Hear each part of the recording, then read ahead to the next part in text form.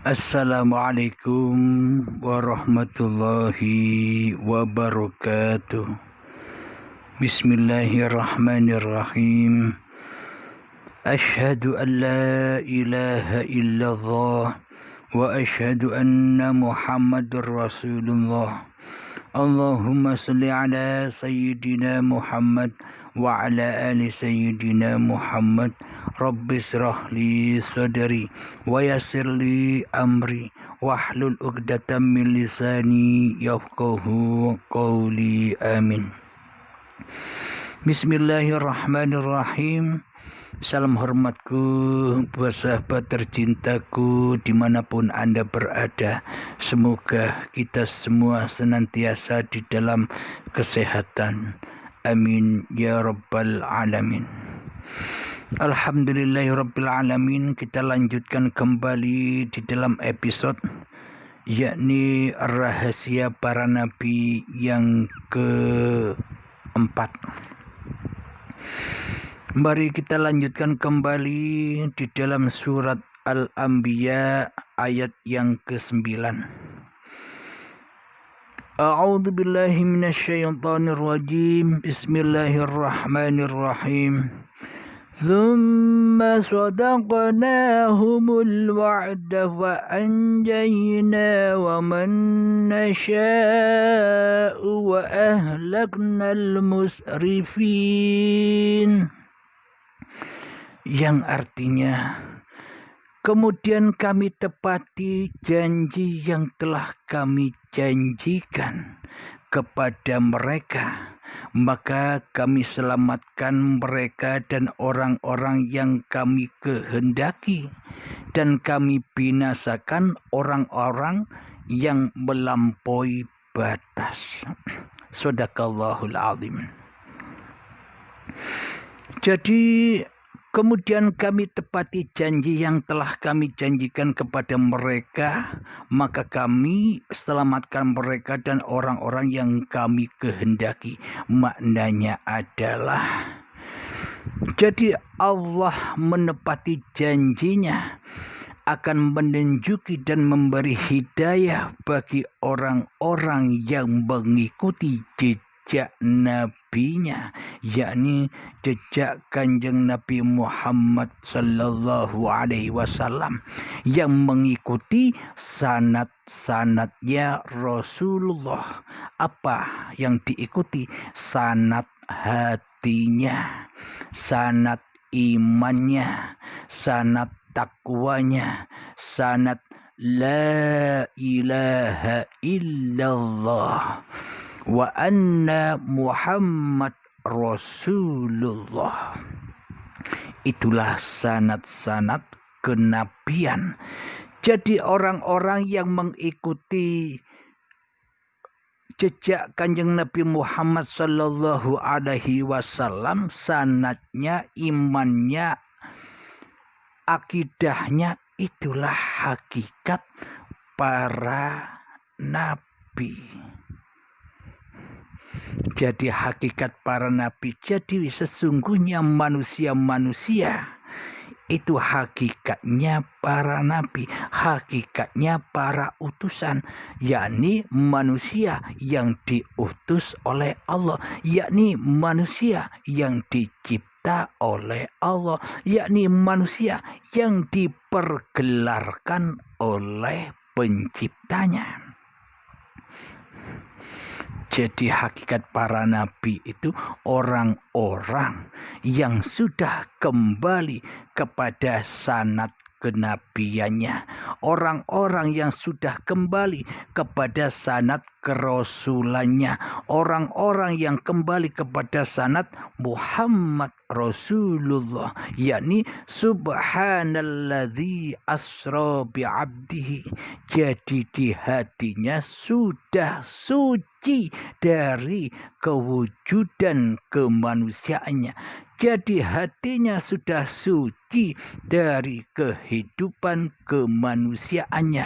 Jadi hatinya sudah suci dari kekuasaan kemanusiaannya. Itulah sanad ilahiyah. Sambung, rojiun, pulang kepada Sang Pencipta. Alhamdulillahirabbil alamin. Jadi gunanya dan tujuan para nabi diutus, para rasul diutus, itu hanyalah supaya mengingatkan kita kembali kepada jalan Tuhannya, yakni jalan yang lurus, yakni jalan keselamatan, agar hati kita selamat menuju Allah. Contoh, ketika kita duduk, hati kita sudah selamat dari kekuasaan diri manusia kita yang bisa duduk. Contoh, ketika kita berdiri, di dalam hati kita sudah selamat dari kekuasaan dan kewujudan manusianya yang bisa berdiri. Ketika sholat, hati kita selamat dari kewujudan diri manusia dan kekuasaan diri manusianya yang bisa sholat hingga bisa lillahi ta'ala di dalam sholat dan di dalam apapun yang diaktivitaskannya. Itulah jalan keselamatan, itulah Islam di sisi Allah.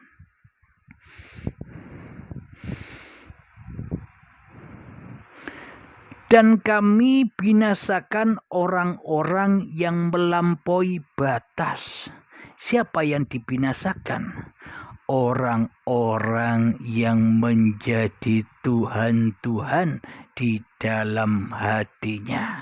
Orang-orang yang pentuhankan banyak Tuhan di hatinya.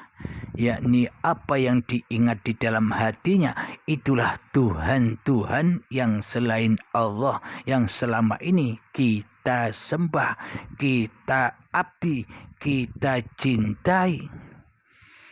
Maka kita bila demikian akan dibinasakan oleh Allah, karena kita sudah melampaui batas-batas jalan kembali kepada Allah. Karena kita sudah melampaui batas-batas, mestinya kita diciptakan ke dunia ini hanyalah untuk mengabdi kepada Allah. Ternyata kita mengabdi kepada hawa nafsu, iblis dan setan yang ada di hati kita sendiri, yang selalu kita hadirkan di dalam hati kita sendiri selama ini. Itulah tanda-tanda manusia yang melampaui batas, maka akan dibinasakan oleh Allah. Maksudnya dibinasakan apa? Ya, diazab dan disiksa di dalamnya. Disiksa dengan apa? Diazab dan disiksa dengan ketakutan demi ketakutan. Diazab dan disiksa dengan kekhawatiran demi kekhawatiran, diazab dengan kesengsaraan kehidupan di dunia ini, diazab dengan berbagai macam ketakutan demi ketakutan, takut kehilangan hartanya, takut kehilangan istrinya, takut kehilangan suaminya, takut kehilangan anak-anaknya, takut kehilangan kendaraan-kendaraannya, takut kehilangan rumahnya, takut kehilangan badannya, dan takut kehilangan kehidupannya. Puncak-puncak ketakutan manusia ya di situ. Itulah azab dan itulah kebinasaan manusia yang tidak beradab kepada Allah, kebinasaan manusia yang tidak berakhlak kepada Allah, kebinasaan manusia yang selama ini menjadi Tuhan daripada menjadi hamba di hatinya. Jadi orang-orang yang melampaui batas akan dibinasakan dengan berbagai macam ketakutan. Kenapa manusia takut mati? Karena itulah bukti nyatanya bahwa selama ini manusia mentuhankan hidup ini sebagai hidup manusianya. Karena manusia yang masih ingkar dan kufur di hatinya, maka ya takut mati. Padahal kematian itu adalah sifat kemanusiaannya, sifatnya sendiri kok ditakuti. Sedangkan kehidupan bukan sifatnya kok diakui sebagai miliknya. Karena itulah manusia dibinasakan. Karena itulah manusia diazab oleh Allah dengan berbagai macam siksaan-siksaan di alam dunia ini. Alhamdulillahirabbil alamin. Mari kita lanjutkan kembali di dalam surat Al-Anbiya ayat yang ke-10. Bismillahirrahmanirrahim.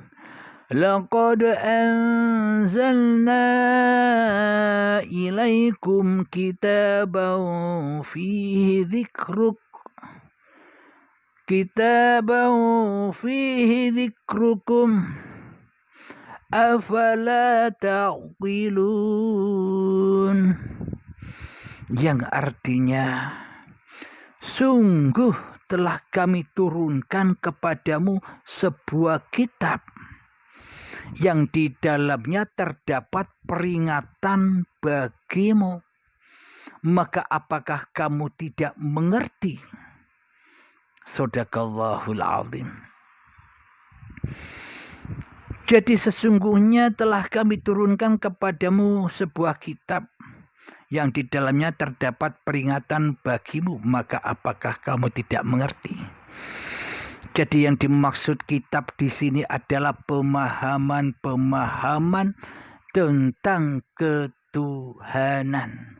Pemahaman-pemahaman jalan kembali kepada Allah.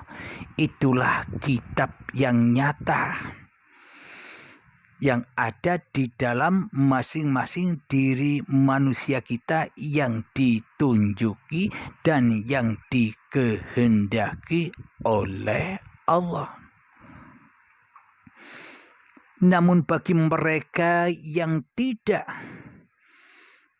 menyukai babakan ilmu ketuhanan, ya maka mereka mengindahkan peringatan-peringatan ini.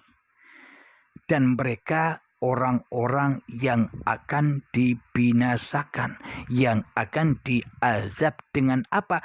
Dengan diazab dengan apa-apa yang dicintainya di hatinya.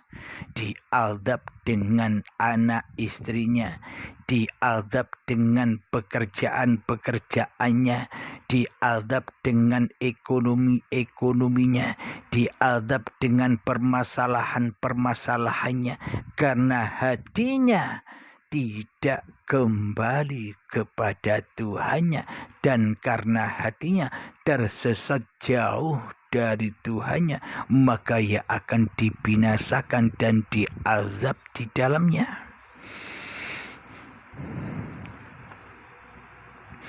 Mari kita lanjutkan kembali di dalam ayat yang ke-11. Bismillahirrahmanirrahim. Wa kam qasamna min qaryatin kanat zalimatan wa ansha'na ba'daha qauman akharin. Yang artinya, dan berapa banyak penduduk negeri yang zalim yang telah kami binasakan, dan kami jadikan generasi yang lain setelah mereka itu sebagai penggantinya.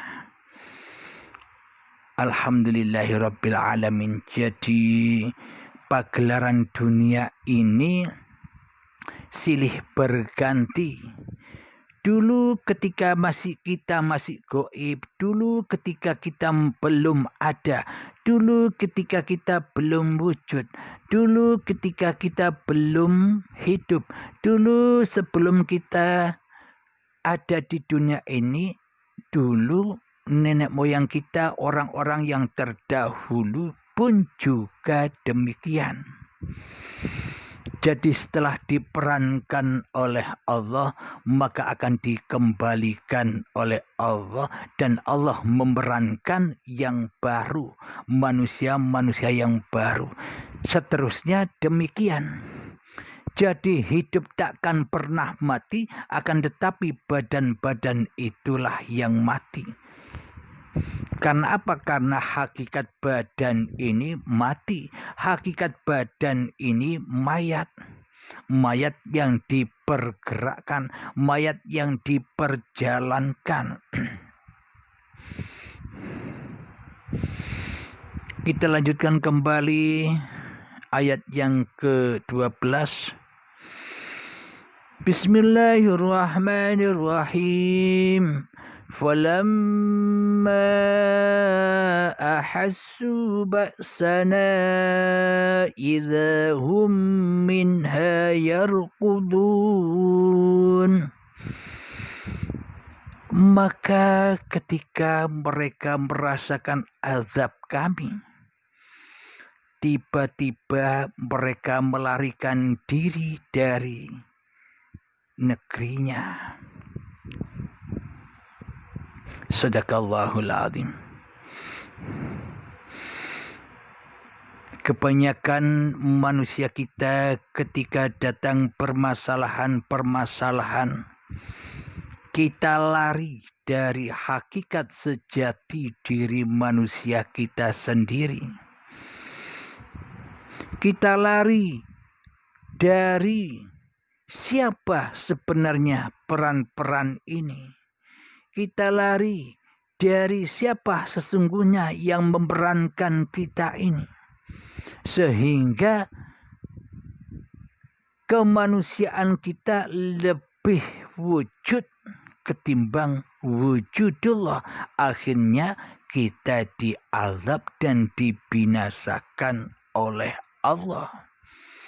Karena kita selama ini melarikan diri akan hakikat diri sejati manusianya, maka ia akan binasa.